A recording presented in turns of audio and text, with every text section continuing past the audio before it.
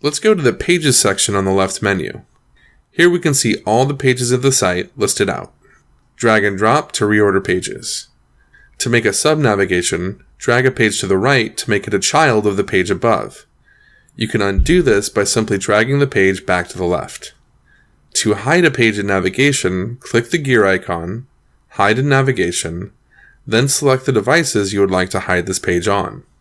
The page will just be hidden, but not deleted. To completely delete a page, select the Delete option from the Gear menu. Please note the home page cannot be deleted or changed to a different page.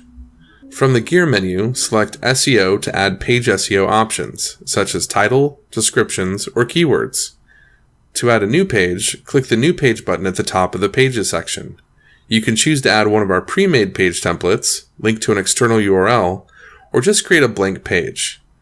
We're going to add a pre-made page, so I'll choose a Contact Us page.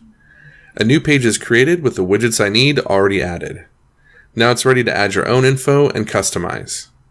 In the next lesson, we'll learn how to manage content you've imported into your website.